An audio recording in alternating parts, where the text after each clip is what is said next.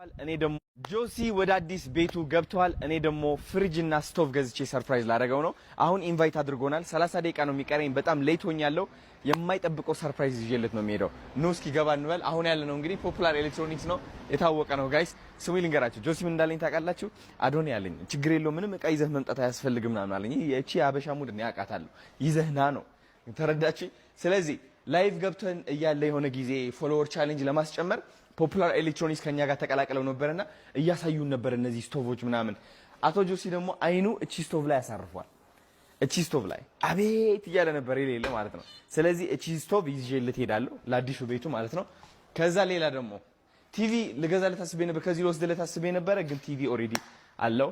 ስለዚህ ሌላ ደግሞ ፍሪጅ።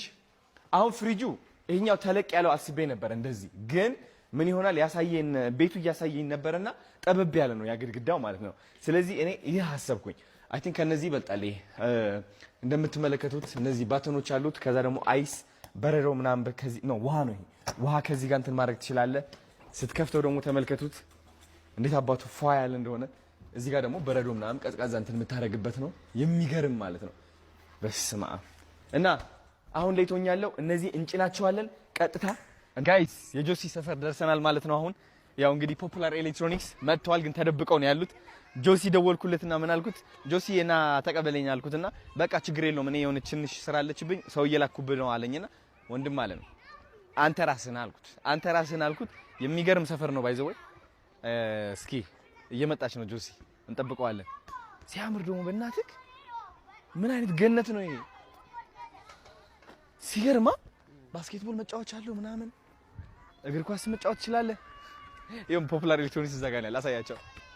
እዛ ጋር ነው ያሉ ድራይቭ እያደረጉ ነው። እንዳትታዩ ብያቸው እኮ ነው። ልክ ሲመጣ ማለት ነው ጆሲ እንዴት ነሽ ምናምን ብዬ ሰላም ብዬ ከዛ በኋላ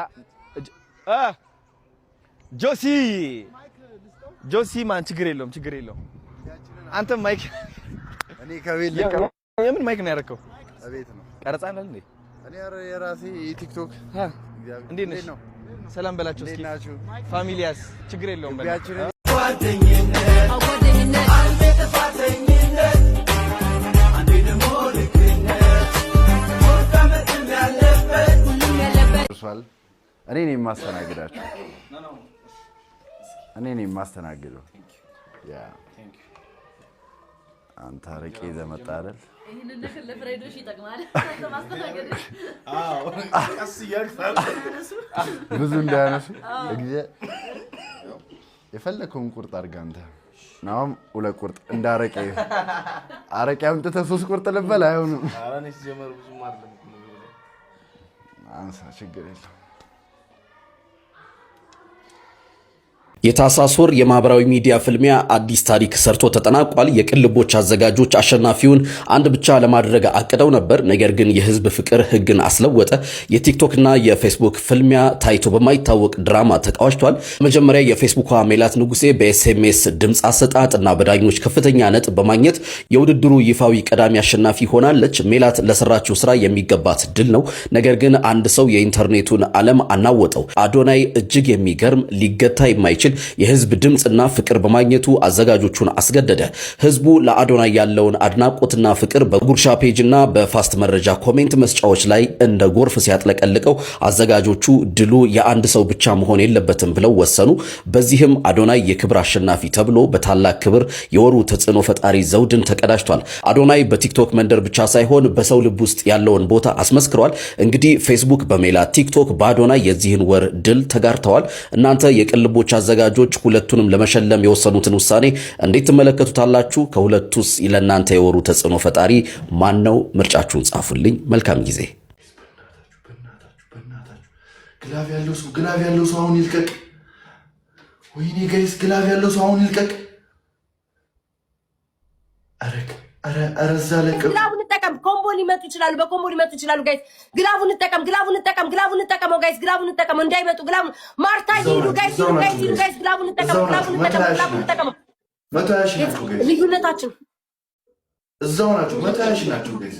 ኦ ጋድ ጋይስ ይመጣል ጋይስ፣ ይመጣል። ኦ ማይ ጋድ ግባለት ከሞል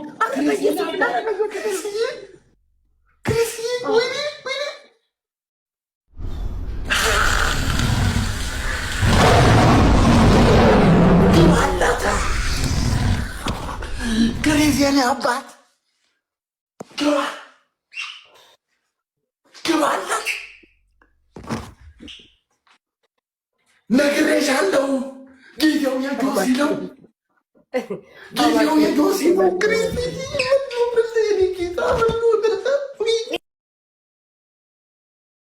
ይሄማ እግዚአብሔር ምስክሬ ነው ጋይስ፣ እግዚአብሔር ምስክሬ ነው። ተልኮ አለው የሆነ ስራ አለ። ምን ልሆንልህ? አረ ምን ልሆንልህ? በመድኃኒዓለም አረ በመድኃኒዓለም ጊዜው የአርቲስቶች ነው። ጊዜው የአርቲስቶች ነው። ወይኔ ጉዲ ፈላ። ኦ ማይ ጋድ ክሪስ ጊዜው የጥበብ ነው። የጥበብ ነው። የሃይፒች የሚወጡት ነው።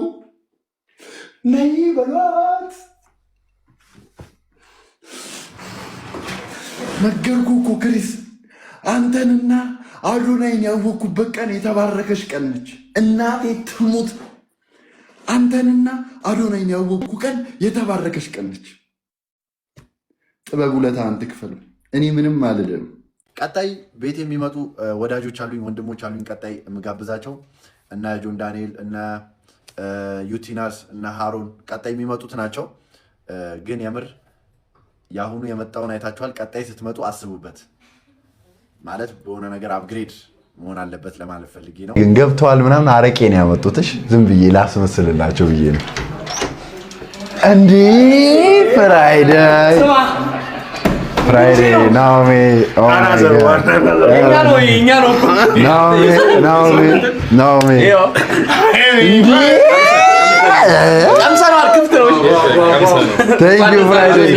እንኳን ደህና መጣችሁ። ሁለት አረቄ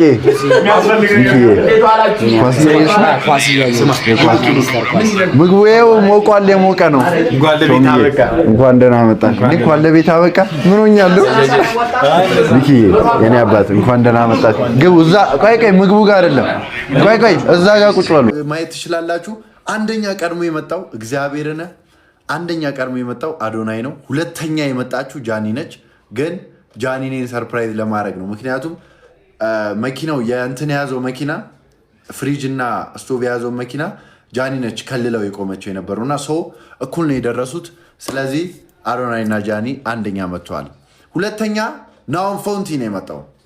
ናኦም ፎንቲ አረቄ ይዞ መጣ። ናኦሜ ቢግ ላቬን ቢግ ሪስፔክት።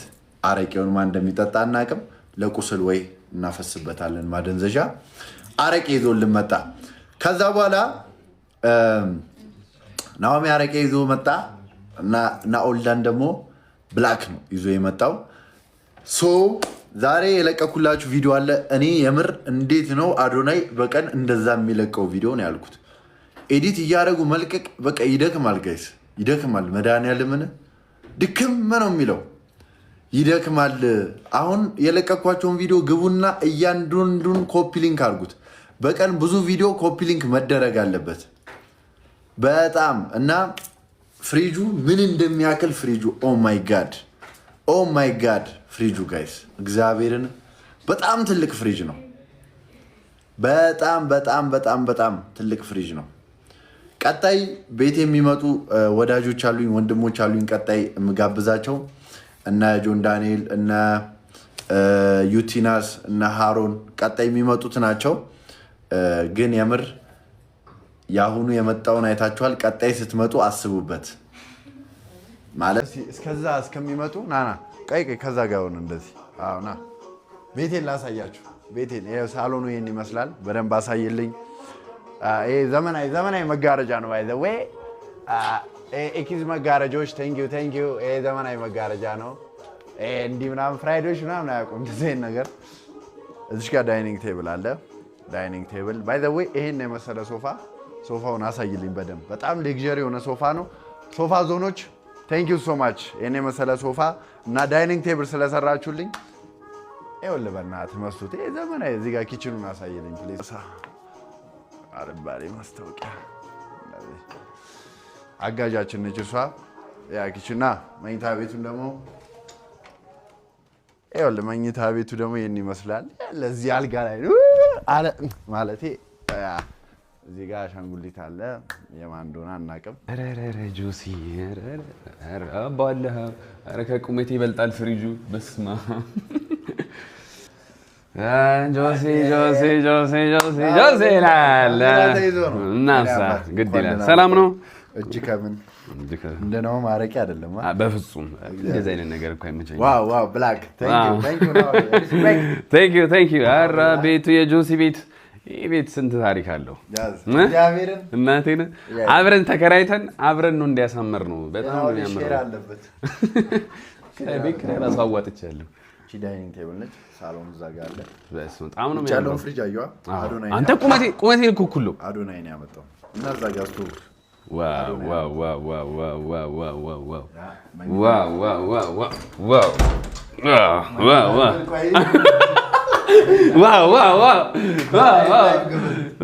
my god, this is very nice.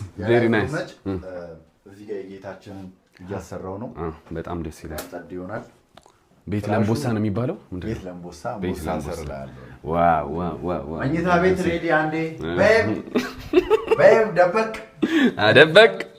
ዋው ቬሪ ናይስ። ሚረሩ በጣም ነው የሚያምረው። ማን ጸድ ነው። በስመ አብ ማርያም። ሰላም እናንተ ይሁን። እንዴ ምን አባኔ ቆየው እስካሁን? ምን ሆናችሁ ነው ቆያችሁ? አበላሻችሁ። ኖ እንደዚህ አላሰብኩም። አገባባችሁ በስትክክል ድጌ ወይ መድኃኒዓለም ከእንደገና በፊት ፕራንክ ላድርግ ብዬ ነው። ፕራንክ ነው። ማርያም ዝም ብለናል። እየገገምኩ ሆናል እንዴ? እኔ ራሱ አንድ ፍሬ ልጅ ነኝ። እኔ ራሱ ደግሞ ሰርፕራይዝ